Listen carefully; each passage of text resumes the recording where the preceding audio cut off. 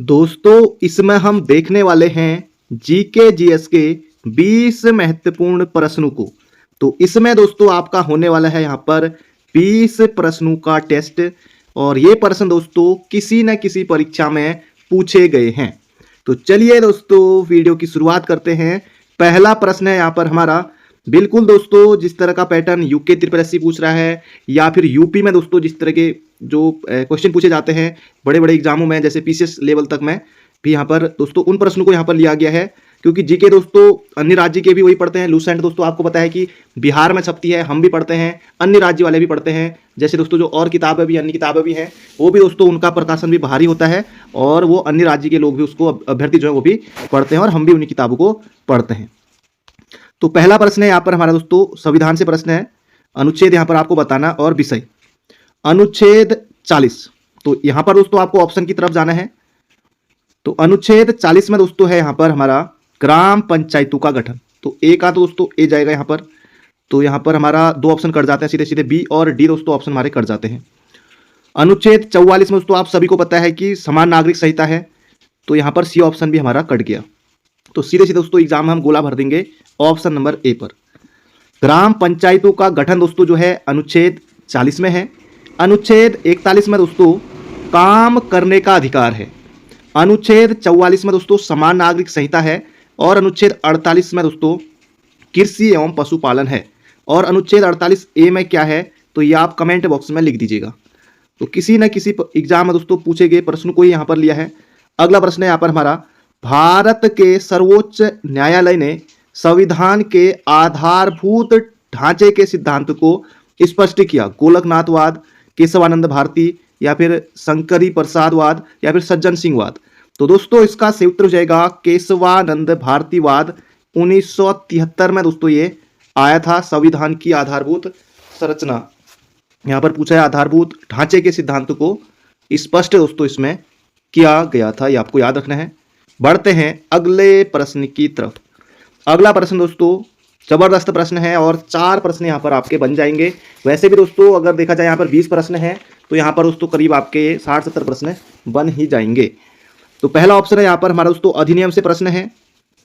जरूरी नहीं है दोस्तों यही आए, कुछ अन्य भी यहाँ पर बाकी 1-2 तो यहाँ से आ ही जाएंगे। क्योंकि देखिए आयोग दोस्तों 4, ये तो पीसीएस में पूछा गया था। देखिए इस तरह के प्रश्न दोस्तों आजकल पूछे जा रहे हैं। तो आपको यहाँ पर बताना है कौन सा सुमेलित नहीं है। 3 तो सही होगा दोस्तों, 1 गलत होगा यहाँ पर 4 ऑप्शन में से। तो हिंदू विवाह अधिनियम दोस्तों आपको पता है कि 1955 में आया था, बिल्कुल सही है। सती प्रथा निषेध अधिनियम 1987, ये भी ठीक है। हिंदू उत्तराधिकार अधिनियम 1956 दोस्तों, ये भी ठीक है। जम्मू एवं कश्मीर पुनर्गठन अधिनियम दोस्तों आपको पता है कि ये दोस्तों कब आया था, ये आया था 2019 में, ना कि 1918 में। तो ये दोस्तों जम्मू एवं कश्मीर पुनर्गठन अधिनियम दोस्तों ये कब आया था, ये पता है कि दोस्तों ये हमको ये आया था कब, 2019 में। तभी दोस्तों जम्मू कश्मीर फिर केंद्र शासित प्रदेश बन गया था। अगला प्रश्न दोस्तों ये भी संविधान का ही है, यहाँ पर भी आपको बताना है सूची 1 को सूची 2 से दोस्तों सुमेलित करना है। जैसे दोस्तों यहाँ पर दिया है कि जैसे भारत के राष्ट्रपति है, तो राष्ट्रपति के लिए दोस्तों क्या होता है, तो राष्ट्रपति के लिए दोस्तों निर्वाचक मंडल द्वारा निर्वाचित होता है राष्ट्रपति। और राष्ट्रपति के निर्वाचन में दोस्तों रहते हैं लोकसभा, विधानसभा और राज्यसभा के निर्वाचित सदस्य। तो ए का दोस्तों 4 जाएगा। तो 2 ऑप्शन हमारे सीधे सीधे कट गए। हालांकि दोस्तों ये बड़े प्रश्न जो है ना ये ऑप्शन से कट जाते हैं, कुछ कुछ अगर आप थोड़ा लगाएंगे तो हट जाता है। देखिए 2 ऑप्शन हमारे रह गए हैं। भारत का राष्ट्रपति निर्वाचक मंडल द्वारा निर्वाचित होता है। राज्य के राज्यपाल द्वारा नियुक्त दोस्तों, ये साम नहीं करेंगे ना, राष्ट्रपति द्वारा नियुक्त, क्योंकि दोस्तों राज्यपाल की नियुक्ति जो है राष्ट्रपति करता है। तो बी का 3 तो हमारा सीधे सीधे दोस्तों ऑप्शन बन गया डी वाला। राज्य के मुख्यमंत्री राज्यपाल द्वारा नियुक्त। भारत के उपराष्ट्रपति, तो दोस्तों जो उपराष्ट्रपति हैं ये सांसदों द्वारा निर्वाचित होते हैं लोकसभा और राज्यसभा के। तो दोस्तों हमारा सीधे सीधे ऑप्शन बन जाएगा यहाँ पर डी वाला। तो बढ़ते हैं अगले प्रश्न की तरफ। अगला प्रश्न है, अच्छा प्रश्न है दोस्तों, निम्नलिखित में से कौन भारतीय संविधान के 73वें संविधान संशोधन दोस्तों ये कब हुआ था, 1992 में हुआ था। तो इसमें दोस्तों क्या क्या सम्मिलित है यहाँ पर आपको बताना है। तो 73वें संविधान संशोधन दोस्तों इसमें जिला पंचायत है, क्षेत्र पंचायत है, ग्राम पंचायत है, 1, 2 एवं 3। तो ऑप्शन नंबर दोस्तों बी बनेगा इसका सही उत्तर। ग्राम पंचायत, क्षेत्र पंचायत और जिला पंचायत। और नगर पंचायत दोस्तों ये 74वें में आएगा। और आपको पता है कि नगर पंचायत दोस्तों इनके जो है, जो नगर पालिका है दोस्तों, इनके चुनाव भी होने वाले हैं। अगला प्रश्न है, ये भी दोस्तों अच्छा प्रश्न है। किस अधिनियम के द्वारा अंग्रेजों ने अखिल भारतीय संघ प्रस्तावित किया? दोस्तों बहुत ज्यादा महत्वपूर्ण है, इसका सही उत्तर हो जाएगा अखिल भारतीय संघ। ये दोस्तों भारत सरकार अधिनियम 1935 के द्वारा है। 1935 का दोस्तों जो ये भारत शासन अधिनियम है ना, ये बहुत ज्यादा महत्वपूर्ण है, इससे कई प्रश्न बनते हैं। केंद्र में इसके द्वारा द्वैध शासन की स्थापना की गई थी, द्वैध शासन 1935 के द्वारा, ये भी आपको याद रखना है। एक एग्जाम में ये भी आया था कि बर्मा को भारत से भी इस अधिनियम के द्वारा अलग किया गया था 1937 में, ये भी आपको याद रखना है। और एक संघीय न्यायालय की दोस्तों स्थापना की गई थी इस अधिनियम के द्वारा। आरबीआई की भी दोस्तों व्यवस्था की गई थी इस अधिनियम के द्वारा। कई चीजें हैं, तो ये हो जाएगा ऑप्शन नंबर डी। अगला प्रश्न है, भारतीय संसद में निम्नलिखित में से कौन शामिल है? संसद दोस्तों यहां पर राष्ट्रपति है और लोकसभा और राज्यसभा। लोकसभा और राज्यसभा दोस्तों इन तीनों को मिलाकर ही संसद बनती है। संसद दोस्तों अनुच्छेद 79 में है, सरला इस तरह से आपको याद रखना है।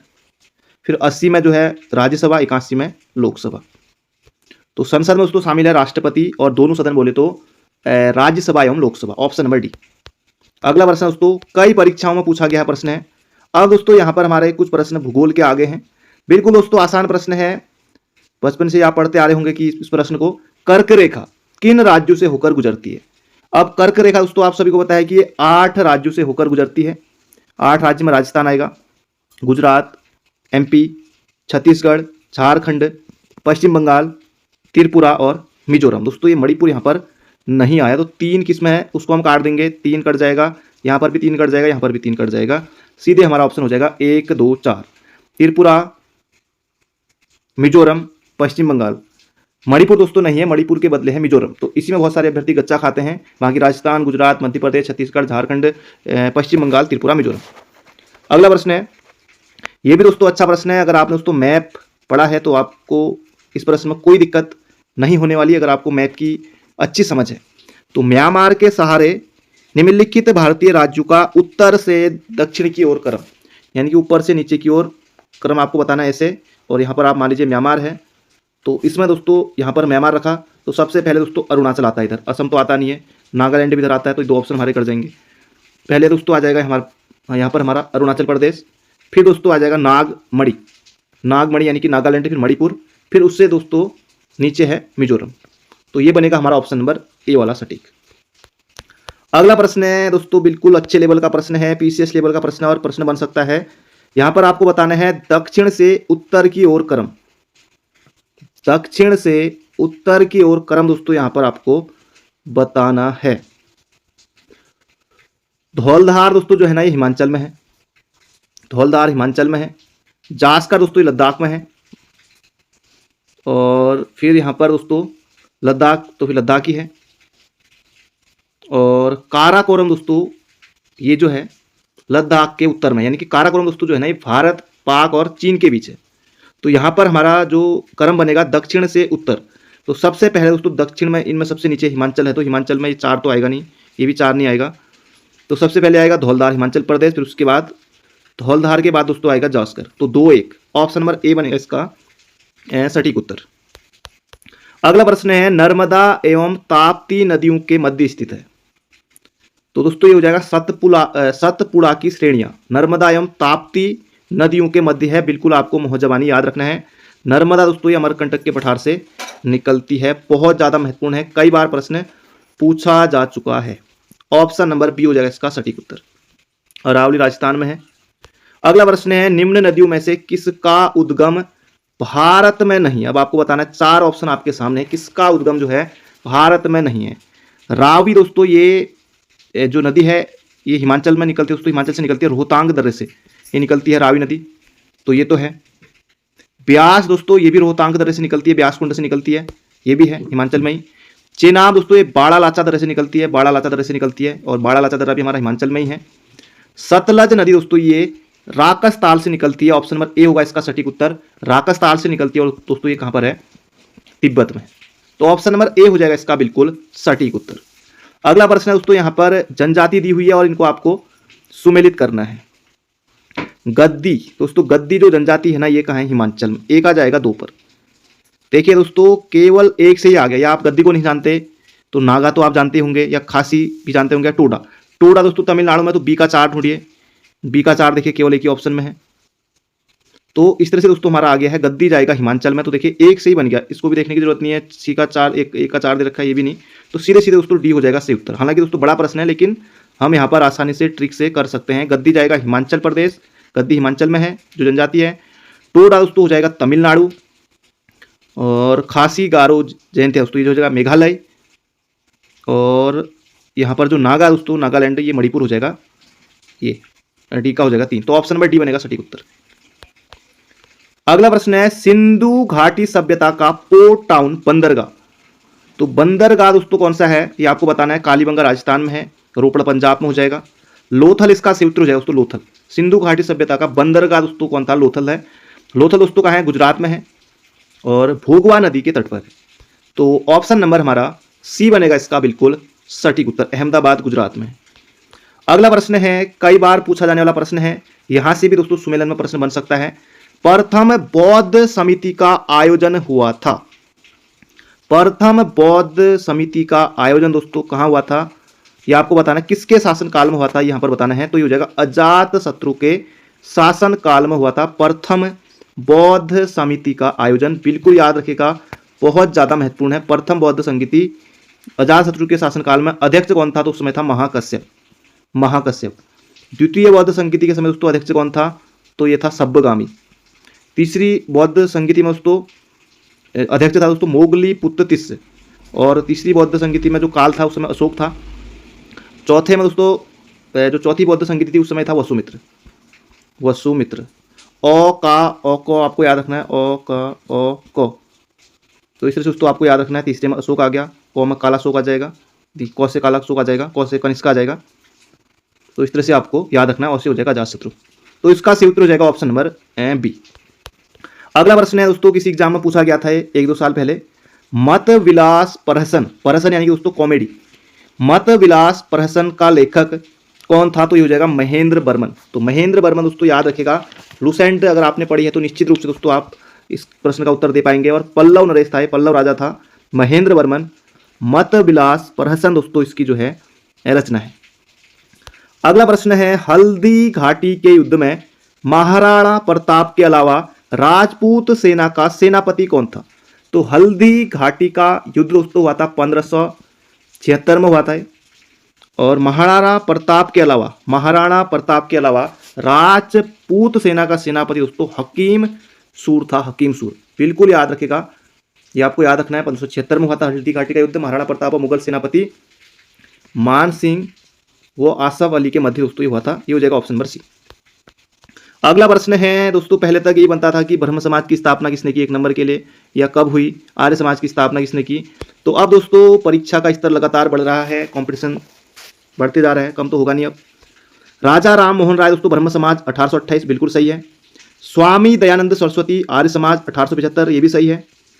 स्वामी विवेकानंद रामकृष्ण मिशन 1897 ये भी ठीक है। महादेव गोविंद रनाडे थियोसोफिकल सोसाइटी दोस्तों नहीं।